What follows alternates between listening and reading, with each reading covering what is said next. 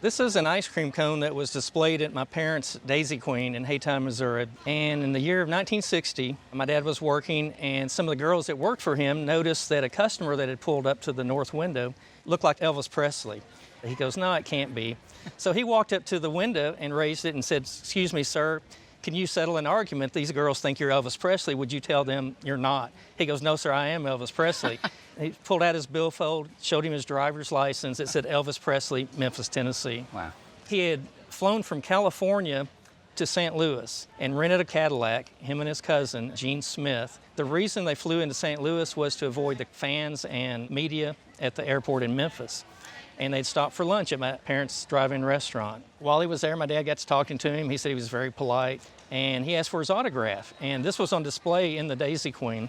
And Elvis signed it with a grease pencil that my dad had. And he looked at it, he said, "I don't really like the signature. Can I do it again?" And my dad said, "Do it as many times as you want to." Elvis had just finished filming G.I. G.I. Blues, yeah. So that came out around November 1960. Okay. He'd actually just come out of the Army. This was his first movie after coming out of the Army, so there was a lot of fuss about him. There are 2 signatures on him, which is very, very cool. Very unusual to have something signed with such a big, bold signature. And it's really nice because both of them are very, very visible. Did your father manage to ever get a photograph taken at the time with Elvis? While Elvis was there, my dad says, "Would you stay a few more minutes, let me run home, get a camera, and come back?" And Elvis says, "As long as the crowds don't start forming, I'll wait a little bit longer." So my dad rushes home, he gets the camera, jumps back in his car, races back towards the Daisy Queen. Before he gets to the Daisy Queen on Highway 61, that Cadillac goes flying by towards Memphis. He said estimated 80 miles an hour. So I guess the word got out pretty quick. Yes.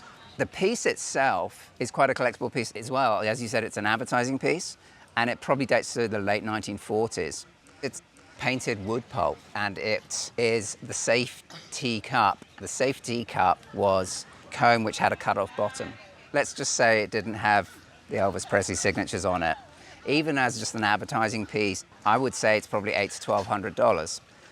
But if you add in the 2 signatures, at auction, a conservative estimate, I would say somewhere in the region of $3,000 to $5,000. Okay. Very collectible indeed. Yeah.